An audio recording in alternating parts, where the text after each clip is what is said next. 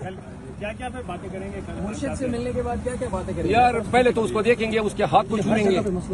اور پھر جو ہے اس کو آگاہ کروں گا کہ بھائی کیا ہماری فیلنگ ہے. لیکن یہ ہے کہ اب میرے دل میں یہ ٹھنڈک ہے کہ مجھے وجدان سا ہے کہ میرا مرشد باہر آ رہا ہے, ٹھیک ہے نا, اور جلد باہر آ رہا ہے. اور جو لوگ نہیں چاہتے ہیں کہ وہ باہر نہ آئے, انشاءاللہ ان کے دلوں پہ وہ دال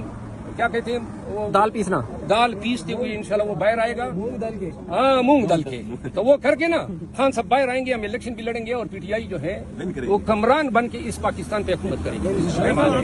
محترم چیف جسٹس صاحب اسلام آباد ہائی کورٹ کی عدالت میں 9 مقدمات تھے, جس میں شیخ سہیل صاحب ایڈیشنل سیشن جج اسلام آباد نے اسلام آباد کی سیشن ڈویژن میں 7 pre arrest bail chairman P T I کے جیل میں نظر بند ہونے کی وجہ سے عدم پیروی پہ خارج کر دی تھی, جس کے اگینسٹ فوجداری نگرانی ہم نے دائر کی تھی, جس پہ آج سماعت ہوئی. اور فاضل چیف جسٹس صاحب نے یہ ہولڈ کیا کہ چونکہ اس میں چند کیسز جو ہیں وہ ٹیررزم سے ریلیٹڈ ہیں جو ڈویژن بینچ کے سامنے لگے ہیں, تو لہذا جو فیصلہ ڈویژن بینچ کا ہوگا وہی سنگل بینچ میں فالو ہوگا. آج ہی چیف جسٹس صاحب کے سامنے میں نے سائفر کیس میں جو لا منسٹری کی نوٹیفیکیشن ہے, جس میں انہوں نے مقدمے کی سماعت اسلام آباد سے اٹک جیل منتقل کرنے کا حکم کیا ہے, اور جس کو میں نے چیلنج کیا تھا, اس پہ دلائل جزوی طور پہ ہوئے. عدالت کے سامنے میرا استدلال تھا کہ ایسا کوئی قانون نہیں ہے جس کے تحت وزارت قانون یا کوئی این او سی دے سکتی ہے یا وینیو کے چینج کر کے دوسرے صوبے میں ٹرائل کے احکامات صادر کر سکتی ہے. میں نے بار بار کہا کہ جو پراسیکیوٹر صاحبان 3 پراسیکیوٹر ایف آئی اے نے انگیج کیے ہیں, بڑے نامی گرامی وکیل ہیں, میں نے کہا کوئی ایک قانون کا حوالہ دے دیں, اگر نہیں ہے تو پھر جو ہے اس میں عدالت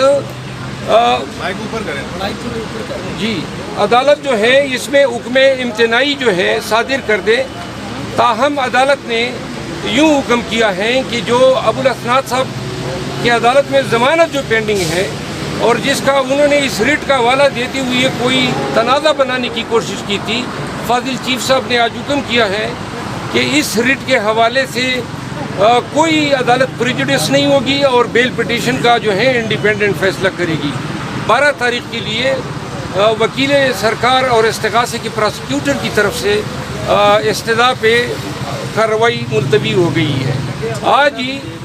اڈیالہ جیل سے اٹک جیل میں توشہ کیس میں رکھے جانے کے خلاف میں نے ریٹ دائر کی تھی, اس پہ بھی سماعت ہوئی. اس پہ جزوی سماعت پہلے ہو چکی تھی, اور آج عدالت نے مکمل بات سماعت کی. اس ریٹ کی پینڈنسی کے دوران چیئرمین پی ٹی آئی کی جو سزا تھی وہ معطل ہو گئی, تو لہذا اس کا جیل میں سٹیٹس جو تھا وہ کنوکٹ یا قیدی کے بجائے انڈر ٹرائل پرزنر کا ہو گیا ہے, اور اسی لیے جیل کے جو رولز ہیں وہ اس پہ اب انڈر ٹرائل پرزنر کے رول کا اطلاق ہوتا ہے. رول 225 میں 2018 میں ترمیم کی گئی, جس کی روح سے 3 کلاسز بنائی گئی. اس میں ایک پولیٹیکل کلاس ہے, چیئرمین پی ٹی آئی پولیٹیکل کلاس میں فال کرتے ہیں. پرسوں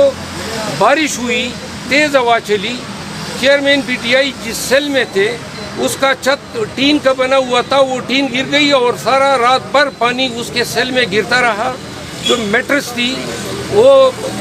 پوری پانی میں ڈوب گئی تھی, اور چیئرمین پی ٹی آئی رات کو نیند نہیں کر سکے. آج عدالت کو میں نے یہ بتایا کہ اڈیالہ جیسی جیل جو پاکستان میں 4تھے نمبر پہ ایک ایڈمنسٹریٹیولی اور انمیٹ کے حوالے سے سب سے بڑی جیل ہے, سب سے سیکیورڈ جیل ہے, جس میں اے بی اور پولیٹیکل کلاس کی فیسیلیٹیز ہیں, جس میں اپنا اسپتال ہے, جس میں ڈاکٹرز ہیں. چونکہ یہ فیسیلیٹیز چیئرمین پی ٹی آئی کو ڈینائی کرنی ہے, تو اس وجہ سے سیکیورٹی کا بہانہ بنا کے اٹک جیل جو ہے وہاں پہ ان کو رکھا گیا ہے. اس پہ ویلاگ کیا تھا سمیع ابراہیم نے کہ جی بہت سارے نامعلوم اس جیل میں ٹھہرے ہوئے ہیں, تو لہذا خان کی زندگی کو جو ہے شدید خطرات لاحق ہیں, اور اس وجہ سے چیئرمین پی ٹی آئی کو جو ہے فوراً سے پیشتر اڈیالہ جیل منتقل کرنے کا حکم صادر کیا جائے۔ عدالت نے دونوں طرفین کی بات سننے کے بعد مقدمے میں حکم ریزرو کر لیا ہے۔ امید ہے 1-2 ایام میں یہ فیصلہ آ جائے گا۔ آج ہی آنریبل جسٹس بابر ستار صاحب کی عدالت میں شاندانہ گلزار اور شہریار افریدی کی طرف سے جو کیسز 3 MP کے میں نے چیلنج کیے تھے اس پہ سماعت ہوئی۔ بابر اعوان صاحب بھی موجود تھے۔ آج کی سماعت کا خلاصہ یہ ہے کہ آج یہ انکشاف ہوا کہ اسلام آباد کی حکومت یعنی جو گورنمنٹ ہے اسلام آباد کی جو چیف کمشنر کے نام سے عموماً جانی جاتی ہے، یہ 1980 میں اس وقت کے مارشل ایڈمنسٹریٹر جو ڈکٹیٹر تھے ضیاء الحق صاحب، انہوں نے ایک حکم نامہ صادر کیا تھا اور ایک چیف کمشنر کو کچھ اختیارات دیے تھے، لیکن بعد میں آئین میں تبدیلیاں ہوتی گئی اور اب جو ہے اسلام آباد کے تمام ایگزیکٹو انتظامی اور لیجسلیٹو معاملات وفاقی حکومت کے پاس ہیں۔ تو لہذا آج یہ انکشاف ہوا کہ جو AMPO کے تحت جو احکامات ڈپٹی کمشنر صادر کر رہا ہے وہ قانون 1965 میں بنا تھا جب اسلام آباد بنا ہی نہیں تھا، نہ اسلام آباد کا کوئی انتظامی ڈھانچہ تھا، نہ کوئی اسلام آباد کا ڈپٹی کمشنر تھا، نہ کوئی ضلع تھا۔ تو لہذا یہ اختیارات کب DC اسلام آباد کو کس نے تفویض کیے، اس کا جواب ڈپٹی کمشنر اور چیف کمشنر اسلام آباد آج عدالت میں نہ بتا سکے۔ اس پر عدالت نے حیرانگی کا اظہار کیا، اٹارنی جنرل کو نوٹس دیا ہے، امائکس کیوری مقرر کیے ہیں اور ڈپٹی کمشنر کے خود ساختہ اختیارات 3 MPO کے تحت پابندی لگا دی ہے کہ اب وہ اسلام آباد میں کسی بھی شہری کے خلاف، کسی بھی آدمی کے خلاف 3 MPO کے تحت اختیارات ایکسرسائز نہیں کرے گا، اور ساتھ ہی چیف کمشنر پہ قطعاً لگا دیے کہ وہ اب کوئی اختیارات تفویض بھی نہیں کرے گا۔ آج ہی میں نے عدالت کو یہ بھی بتایا، جس پہ عدالت نے جو ہے اپنی ناراضگی کا اظہار کیا کہ شاندانہ گلزار کے موبائل ابھی تک واپس نہیں کیے گئے ہیں، جس پہ SSP آپریشن نے کہا کہ میں جلد ہی ان کی واپسی کے احکامات جاری کر دوں گا۔ جی کوئی سوال ہے تو میں آپ اور اب جو ہے اسلام آباد کے تمام ایگزیکٹو انتظامی اور لیجسلیٹو معاملات وفاقی حکومت کے پاس ہیں۔ تو لہذا آج یہ انکشاف ہوا کہ جو AMPO کے تحت جو احکامات ڈپٹی کمشنر صادر کر رہا ہے وہ قانون 1965 میں بنا تھا جب اسلام آباد بنا ہی نہیں تھا، نہ اسلام آباد کا کوئی انتظامی ڈھانچہ تھا، نہ کوئی اسلام آباد کا ڈپٹی کمشنر تھا، نہ کوئی ضلع تھا۔ تو لہذا یہ اختیارات کب DC اسلام آباد کو کس نے تفویض کیے، اس کا جواب ڈپٹی کمشنر اور چیف کمشنر اسلام آباد آج عدالت میں نہ بتا سکے۔ اس پر عدالت نے حیرانگی کا اظہار کیا، اٹارنی جنرل کو نوٹس دیا ہے، امائکس کیوری مقرر کیے ہیں اور ڈپٹی کمشنر کے خود ساختہ اختیارات 3 MPO کے تحت پابندی لگا دی ہے کہ اب وہ اسلام آباد میں کسی بھی شہری کے خلاف،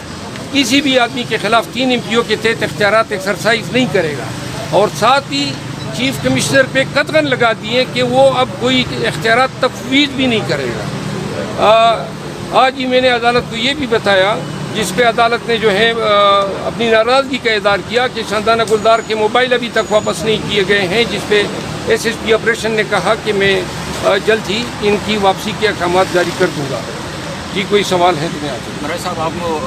عمران خان کے ساتھ ملنے کی اجازت مل گئی اس حوالے سے بتائیں۔ جی مجھے عمران خان صاحب سے ملنے کے لیے بہت سارے لوگ رکاوٹیں بنی ہوئے ہیں۔ آج میں نے چیف جسٹس صاحب کو آگاہ کیا کہ میں ملنا چاہتا ہوں، حکام موجود ہیں، ان کو ہدایت دے، تو چیف صاحب نے وکیل سرکار کو ہدایت کی ہے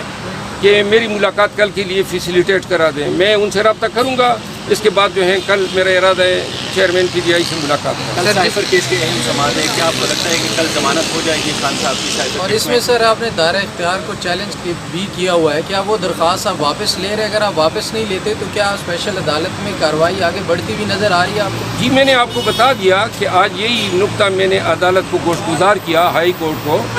کہ جو یہ ریٹ ہے، ریٹ کی پینڈنسی کے ساتھ ٹرائل کورٹ کا کوئی سروکار نہیں ہونا چاہیے۔ عدالت نے اسے اتفاق کرتے ہوئے اس کو منع کر دیا ہے،